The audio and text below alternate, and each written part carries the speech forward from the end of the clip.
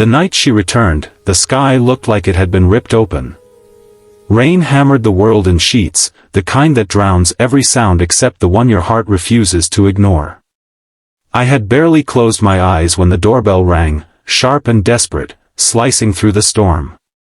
When I opened the door and saw her standing there, soaked, shivering, and smiling like someone who had run out of places to break down, I knew instantly that this wasn't just another night. It was the night everything I had once lost came back, asking if there was still room for her in the life she left behind. If you believe in kindness, forgiveness, and second chances, make sure to like, comment, share, and subscribe. Your support keeps these stories alive. Her hair clung to her cheeks, her white shirt soaked so transparently it was clear she hadn't stopped running from whatever pain had followed her. She whispered the question like she was afraid it might shatter between her lips, "Is there space left in your bed?" But the question wasn't about a place to sleep. It was about safety. About coming home. About whether I still carried enough love in me to offer her warmth after everything that had frozen us apart. I stepped aside without saying a word at first, because sometimes words ruin what the heart is still piecing together. She walked in, dripping onto the floor, hugging her arms around herself not from the cold, but from the shame of returning after walking away. Every step she took inside my house looked like a silent apology. Every breath she took trembled with something fragile, hope, maybe, or fear that I would send her back into the storm. I grabbed a towel and handed it to her. When our fingers brushed, she closed her eyes for a moment, like even that tiny kindness was something she didn't think she deserved anymore. The storm outside roared, but inside, a quieter storm was unraveling, one that had lived in both of us long before the rain began. As she dried her arms, she told me where she had been, though not in a neat, tidy story. She spoke in pieces, about exhaustion, pressure, losing herself, running away to feel something other than obligation.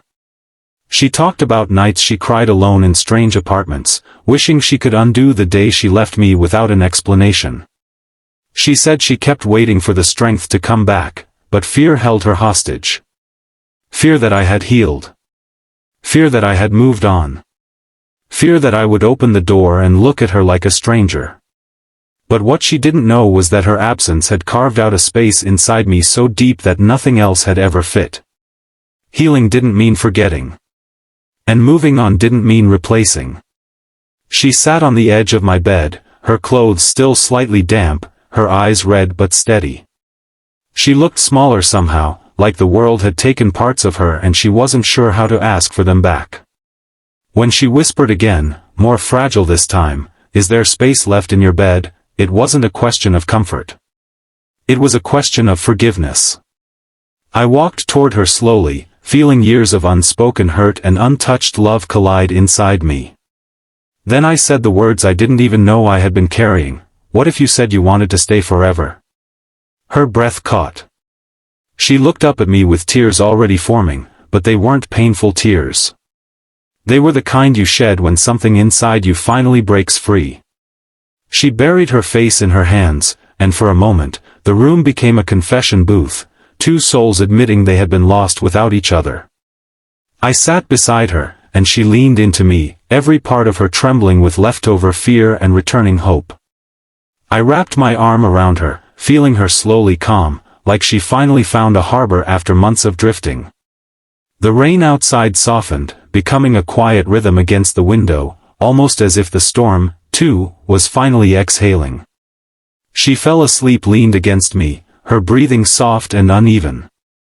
I looked at her face, the same face I had memorized long ago, and realized that love doesn't disappear just because someone leaves. Real love waits, quietly, painfully, faithfully. And sometimes, it gets another chance. When she finally woke hours later, sunlight had begun to push through the clouds, painting her face in a gentle gold. She blinked at me like she wasn't sure if she was allowed to smile. Then she did, shaky, soft, but real. And in that smile, I saw the woman I fell in love with, the woman who had lost herself but found her way back. We talked then, not about blame, not about the past, but about the future. She told me she didn't want just a place to sleep. She wanted a place to belong. A place to rebuild. A place where she didn't have to pretend she was stronger than she felt. She wanted us, not the perfect version, but the real one, cracks and all. And I told her that my door, my bed, my life, they had always saved a space for her. Not out of weakness, but out of hope. If this story touched your heart, please like, comment, share, and subscribe. Your support means the world and helps more people find these stories.